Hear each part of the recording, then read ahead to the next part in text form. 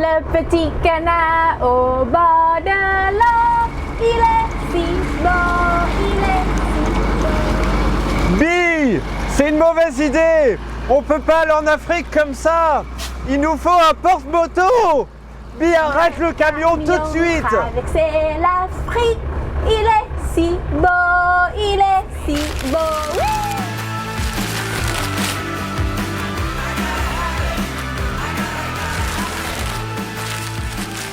Bonjour à tous et bienvenue dans cette nouvelle vidéo. Aujourd'hui, nous allons parler de l'installation des motos sur un porte-moto à l'arrière de son véhicule. Et sans vous le cacher, c'est une vraie galère. C'est pour ça qu'on va vous montrer notre système qui est très pratique et surtout rapide pour descendre les bécanes en seulement quelques secondes.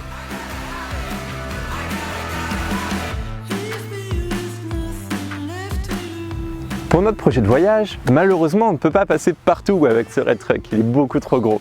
Alors dès le début, nous avons réfléchi à un véhicule secondaire afin de rejoindre les villes, aller faire quelques courses, mais surtout aller passer dans des chemins pour vérifier la hauteur des arbres. Ce que vous allez voir avec ce véhicule, c'est très difficile de passer partout.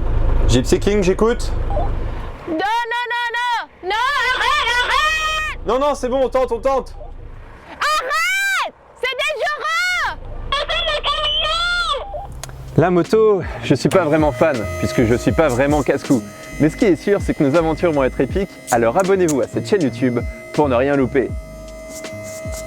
A l'origine, avec Bille, on voulait partir sur des trottinettes cross et électriques. Bon, c'est un peu l'engin qui nous correspond le plus. Et puis finalement, on a rencontré un fan de moto et qui nous a dit, il est très vite conseillé, de partir sur ce type de bécane. Il avait en plus un porte-moto. C'est là où j'ai pu voir comment ça fonctionnait. C'était pratique, mais je trouvais pas très accessible, un peu galère, sachant qu'avec Bille, si on prend des motos, on souhaitait avoir quelque chose de facile pour les descendre au moins plusieurs fois par jour. Et donc aujourd'hui, fallait repenser le système. C'est alors que je me suis mis dans la peau d'un designer industriel et j'ai dessiné la Red Bike Fusion Safety 3000. Avec ta Red Fusion Bike Safety 3000, tu peux monter ta roue de secours, tirer un camion, descendre ta moto, tout ça avec un treuil. Sur le papier, l'idée, le concept est plutôt bon.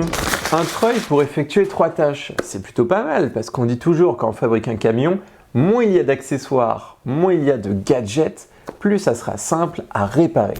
Sans vous le cacher, j'étais très influencé par le super système 3 en 1 de mes amis Chris et Corinne.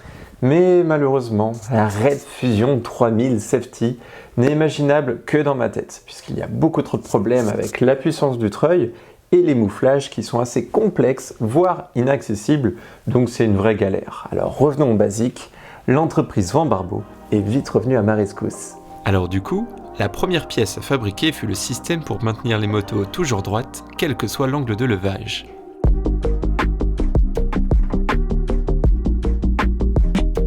Après quelques couches de peinture, nous avons pu fixer le treuil, le guide-câble et son support, ainsi qu'une barre de remorquage multi-usage.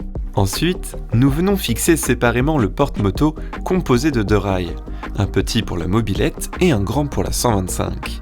Nous avons souhaité un système solide et surtout facilement détachable pour travailler plus facilement avec le treuil. Les rails de portée peuvent se déplacer rapidement afin d'y glisser un surf. Mais ça non plus, vous ne verrez pas sur cette chaîne puisqu'on n'a pas du tout d'équilibre avec Bille pour tenir sur une planche. Et concernant la rampe blanche, je vous en parle dans quelques secondes. Si tu trouves tout ce système ingénieux, n'hésite pas à liker cette vidéo, ça nous ferait très plaisir. Du coup, nous avons séparé l'usage de tous les accessoires pour rendre ce système plus simple avec un petit treuil à main pour notre roue de secours, un treuil électrique pour venir dépanner les potes et ça va être très drôle. J'ai vraiment hâte. Et puis 2 gros vérins avec une pompe hydraulique pour soulever tout ce matériel. C'est vrai, ça fait beaucoup de matos, mais en tout cas, ça simplifie chaque engin. Non, ça se dit pas, chaque chose à bouger, à tirer, à faire, quand on est en galère. Il a fallu pas mal de soudure, de réflexion aux équipes de Van Barbault pour arriver à un tel résultat, fiable et solide pour les 2 motos. Après avoir testé plusieurs fois le mécanisme et réglé l'angle, le vérin et la pompe hydraulique, Laurent a validé ce beau porte-moto. Et vous allez sûrement me dire, c'est bizarre ton truc, y a pas de problème, tout roule comme sur des roulettes. Bah non, déjà, 1, il pleut alors qu'il faut qu'on finisse le tournage au plus vite. Et de 2, je sais pas si vous avez vu, mais nos feux, et tout ce qui est la signalisation du véhicule sont cachés par les motos. Et ça, c'est un des problèmes qu'on avait un peu zappé. Et oui, c'est les boules. De toute façon, sur ce genre de projet, à chaque fois qu'on ajoute quelque chose ou qu'on modifie un élément, il y a toujours un problème, mais on finit par s'y habituer.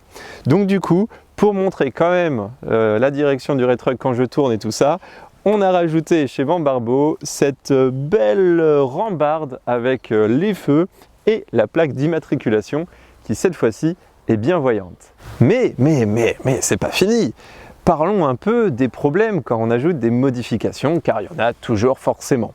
Nous en avons juste deux. Le premier, c'est le porte-à-faux qui a considérablement augmenté, mais c'est pas très grave parce que le rétruck a un tout petit empattement, donc il est assez facile à conduire, mais c'est un élément à prendre en compte quand on le conduit. Et le deuxième, alors là c'est un peu moins drôle, ça veut dire que je pourrais plus faire mes compétitions de triage avec le rétruck, c'est l'angle de fuite.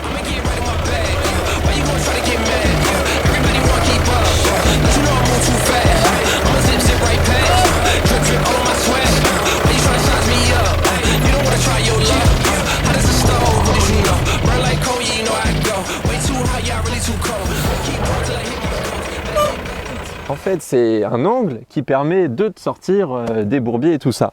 Et là, il a été considérablement réduit par en fait tout le système pour les motos et aussi pour un crochet, pas un crochet d'attelage, mais un crochet pour venir tirer des potes. Ça, c'est quand même indispensable, donc c'est un petit problème, mais qui nécessitait quand même réflexion. Et ensuite, je vais vous montrer une dernière fois comment ça marche. En gros, quand on roule, pour la sécurité, on a une sorte de goupille qu'on vient fixer derrière afin de vraiment sécuriser l'installation. Et ensuite, j'ai cette petite commande qui est fixée à la pompe, qui est une commande électrique, et je descends les motos. Et vu qu'elles descendent à fond tout en bas, il n'y a pas de rampe, j'ai tout simplement ce crochet et la sangle à détacher, et puis je peux sortir la mobilette ou la 125. Par contre, pour le moment, on les a calés avec des pneus. Je pense qu'on va se les faire voler une fois qu'on sera à l'étranger, mais on va essayer de trouver une autre solution. D'ailleurs, n'hésitez pas en commentaire, s'il y a des amis motards parmi vous, à donner quelques astuces pour caler correctement sa bécane. Hop, tac. Donc, je suis vraiment content de ce système. Pour ceux qui souhaitent créer un camion d'expédition ou sur leur camping-car, leur van, qui avaient vraiment quelques idées pour fabriquer leur porte-moto eux-mêmes, j'espère que ça peut vous donner 2-3 conseils. Et puis j'espère que vous avez aimé cette vidéo. On se retrouve dans une prochaine. N'hésitez pas à vous abonner pour suivre la suite de ce gros projet. À bientôt. Putain, j'en ai marre.